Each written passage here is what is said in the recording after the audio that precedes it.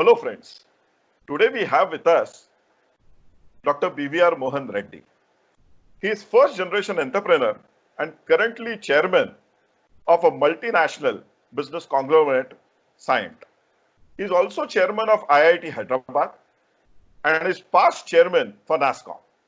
He also works very closely with All India Council for Technical Education on building roadmap of technical education for India. So BVR Mohan Reddy sir, welcome to the discussion. Thanks for sparing time. Thank you, Abhay. Thank you for inviting me. So sir, as you are aware, currently during this COVID crisis, all the businesses are actually wondering how it is going to affect them in long term. So sir, do you see really any silver lining in this COVID crisis? Certainly, yes, Abhay, there is a fairly good silver lining to the crisis that we are facing currently. But we also have to understand that this crisis has never been experienced so far.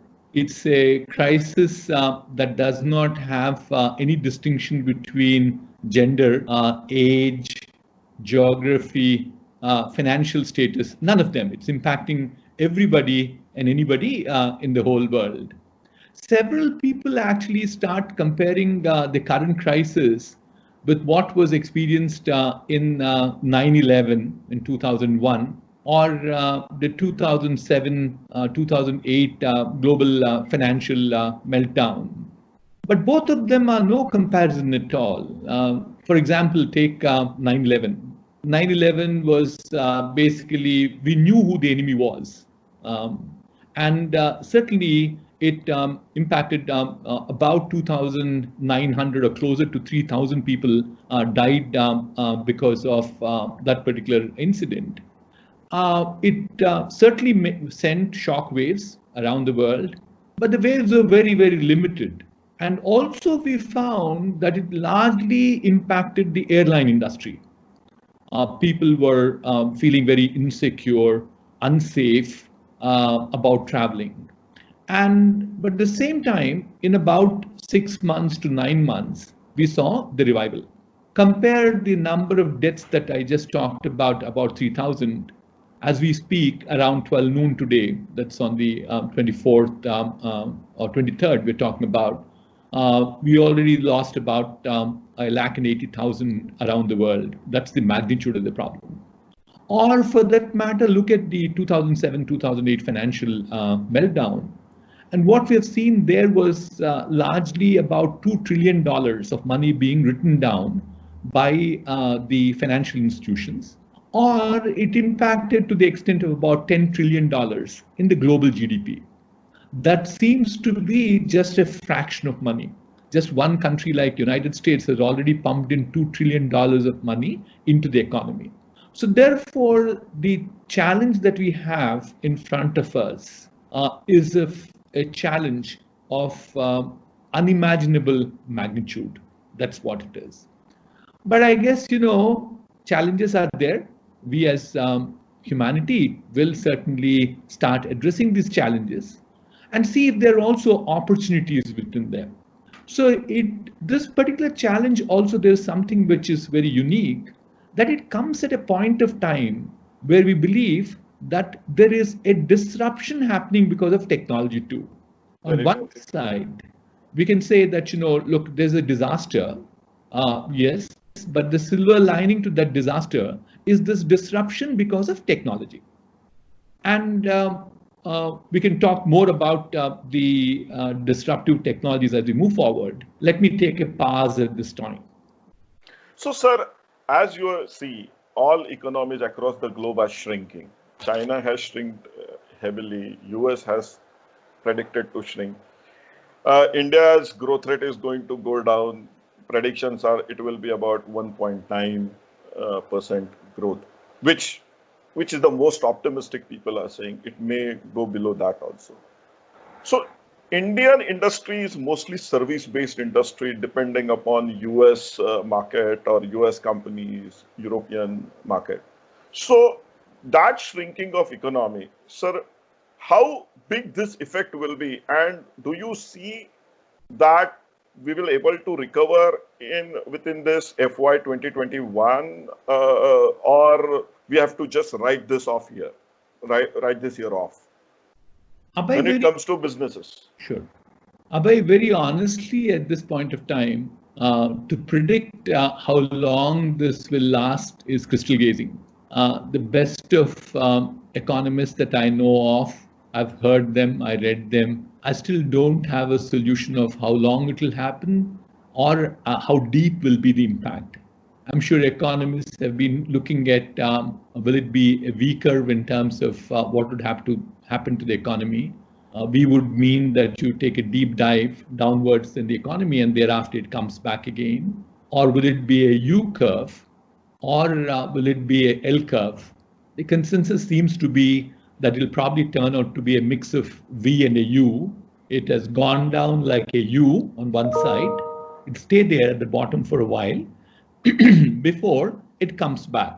And probably to the same level or a little lower, but takes time before it gets back to the same growth curve. So we at this point of time do not know how long it will take to get there. It's all at this point of time more of guesswork that's happening.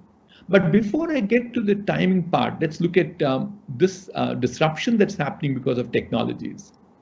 It came at a point of time when technologies are going through enormous amount of change. So I think in some ways we don't experience the same type of a challenge had this happened, say 10 years back or 15 years back. Today, out of the 7.5 or 7.3 billion people that are around the world, as many about 5 billion or little over 5 billion of them are connected together a network. We are in a position to communicate with each other, especially because this pandemic has this big challenge, which would make sure that it comes through by feel.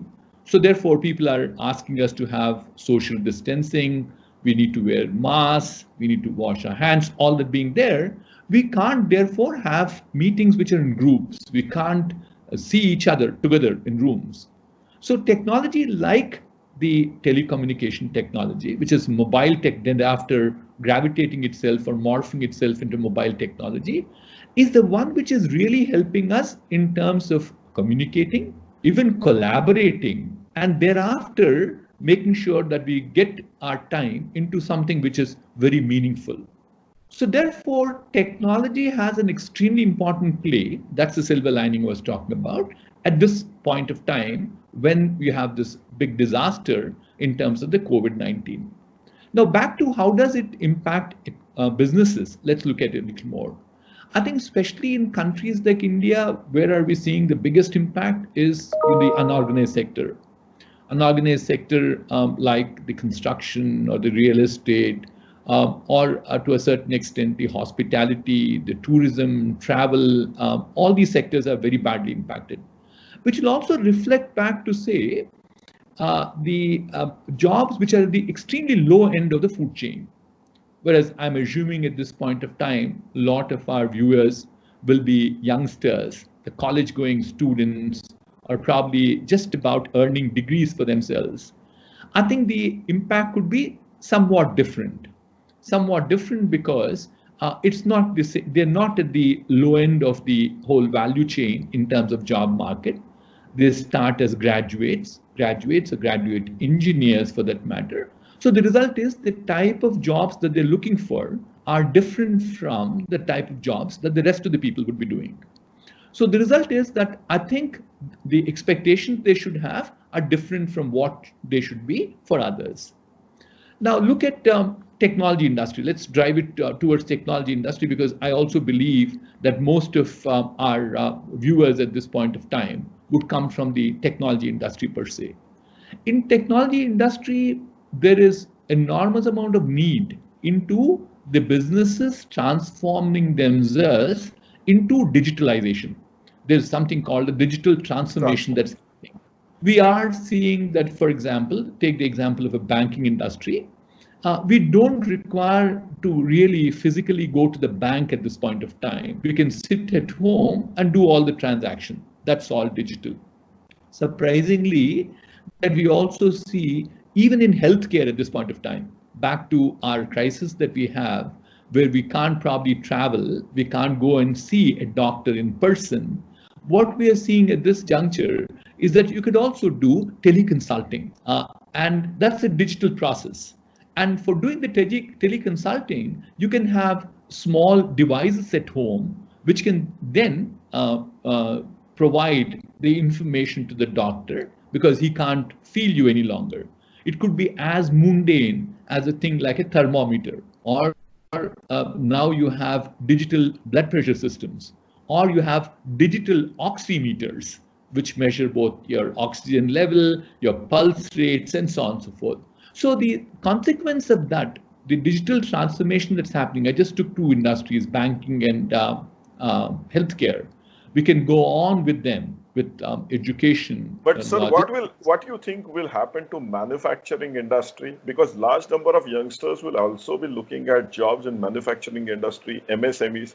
Because what we have realized, sir, is that government is certainly taking care of the poor, certainly, which is there by various schemes. And eventually there will be a lot of tax breaks and things like that for a very high good companies so that the economy revives. But sir, how you think MSMEs should cope up with this current situation, sir? What kind of new models, even digital transformation, if we talk about, what they should do so that they actually cope up with the current situation? Very honestly, Abhay, there's no one single silver bullet for everyone at this point of time. There's only certain frameworks or guardrails that we are at this point of time talking about. The first and the foremost in the uncertain economies that we have, cash becomes the king. We are asking all companies, whether it's large or the MSMEs, or more importantly, I also work very closely with startup companies. I was actually coming to that later. Yeah.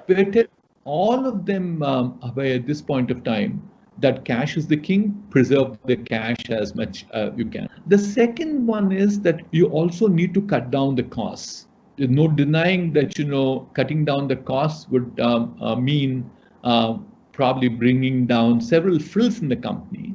But I'm not talking about people at all at this point of time, but I'm talking about the rest of the cost.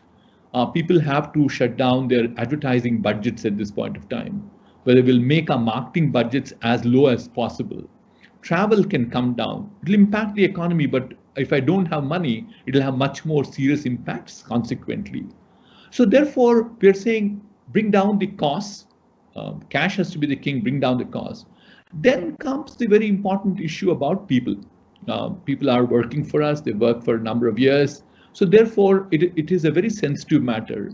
It is a matter to do with life and livelihood, as I keep saying. Our focus so far has been with life, but it's also important that, as we probably come out of this lockdown, we should think about livelihood of people. So we are trying to preserve the jobs as much as possible. That's the same suggestion I have to people, that try your best to preserve the jobs. But we will always have some challenges, because one thing that we will see all around the world at this point of time, by industry, there's an analysis that was done even by Big Three consulting company earlier this morning. Every industry has a demand shrinkage that's happening. It could be very intense in aerospace and defense, or it could probably be equally bad with automotives and transportation.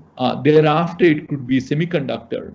All of them, there'll be a demand shrinkage that will happen around the world. So you have to be very prudent in making sure that you can balance between life and livelihood for these people, in ensuring that you preserve your cash, because you also have to exist.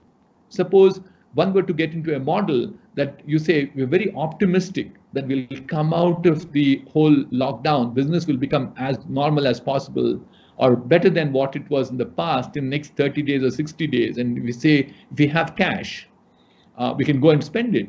But God forbid, if it doesn't happen that way, there's going to be enormous amount of grief, not just for the employees, the employer, and everybody. So therefore, actually, people talk about this general Stockdale's paradox, as it's called. It's a very interesting story. I'm sure our youngsters would be interested in hearing that. Is General Stockdale was actually an Air Force pilot, got shot down in Vietnam. For 7 years, he was a prisoner of war in Vietnam. And one of the things that he developed after he came back, he actually even contested as the Vice President of the United States at one point of time, is that he says that people who survived very well as prisoners of war are people who had absolutely understood what reality of life is. They lived in realism on one side. The realism was they were prisoners of war. The outlook was very bleak. Future was concerning. They lived there. But at the same time, steadfastly, the other side is that you believe I will come out of the prison. I will come out and do well. I think the same thing should hold good for us also in these times. Realism is challenging. Realism is it's very dark out there. But the hope is, and that hope should not be given up. And that hope is that there is certainly a great future for all of us, and we should be in a position to get to that future by having that optimism in us. So, sir, we will shift a bit gears because as you also work very closely with All India Council for Technical Education and has been involved in multiple committees for designing a roadmap of future education, sir, considering COVID crisis and your vision for future education, which I know where you are trying to push multiple courses on machine learning, blockchain, and so on and so forth in a very different way also. So, how you think this COVID crisis might able to expedite us on that path? See, what we believe, Abhay, at this point of time is that number of businesses will all migrate towards digital world. I gave you a few examples. Let me take one other example of mine called agriculture. In agriculture too, you now seeing usage of digital knowledge, digital applications. Flying a drone to understand the health of a crop is so different compared to what we were doing as agriculturists. My grandfather was an agriculturist. I'm sure he wouldn't have ever dreamt in his life that technology will play a role in making sure the harvest could be better. You could forecast the harvest. They can detect the pest. They can throw the right pesticide at the right place and so on and so forth. So therefore, what is happening is that in these times of crisis, where we have a major disaster with us, and all of us are on lockdown, it also gives us an opportunity to learn new things which will be beneficial for our future. So in the digital disruption that we are talking about, we as NASSCOM identified about 8 different technologies which will take the center stage. We're seeing this social mobility, analytics as one bunch, but equally important is artificial intelligence, machine learning. We have 3D printing, and a few other areas that are there. So these are the areas, some of them possibly have learned in the recent past. They can further enhance their knowledge. Some of them could potentially learn in the near future. They could now advance them and learn ahead of time. Or a third one is people who may not learn but still have an opportunity to learn. I keep challenging people that at the end of this lockdown, we should definitely learn one new skill. And so therefore, my message to our young friends who are watching this event is that please go and research yourself to learn something different, something which interests you, something which will be very useful for you and also to the society. That's what you should be doing. The good thing further that's happening is because of technology, this learning has also become very easy. In the past, learning came primarily from the guru. Guru taught us what it is. We respect the guru very much. We respect our teacher. Teacher does an amazing job on us, on our lives too. But today technology has morphed the teacher into a video that can be used multiply. The teacher now not necessarily teaches a small group of people, but the teacher can become universal and he can teach thousands, if not hundreds of thousands, if not millions of people. That's what he could be doing. So therefore, the opportunity is there today because of the lockdown in terms of time. There is technology that is available at this point of time in terms of courseware that's available. And these courseware, actually, I've seen, experienced them, are extraordinary in terms of quality. I would use this word called extraordinary for the simple reason that once you get hooked into it, you learn much better. Actually, there are platforms that are available, which possibly in a physical environment, it's not possible. For example, you take a class of say 30 students or 50 students, and the teacher teaches in one tone and teaches the whole class. That's how it's called, class. Though in the lighter vein, we joke around saying that we teach to the front benches only, whereas the back benches are left behind. But if you look at a new environment like a platform through which you learn at this juncture, they have now AI tools at the back end, which can now do a customized, or they call it as individual learning paths, based on personalized learning, but based on your ability to learn, your ability to absorb and apply it is what I think becomes very important. So therefore, the point I like to make to our young friends is that please think about learning new things. Please learn about, use the platforms and make good use of the time. So by the time we come out of this lockout or lockdown, I don't know when it will happen, we don't know. But as we come out of it, you should be ready to take a much higher skill job than what you would have been doing otherwise. Very true, sir. And currently, this crisis is unprecedented. Large number of youngsters are feeling anxious, apprehensive about their future. So currently during this leadership talk, sir, so I am talking to large number of leaders, successful leaders. But I asked them one of my very favorite questions about how they handle their failures. Because these kind of experience sharing will be extremely critical for the youngsters, which really don't know how to cope up with such unprecedented situations.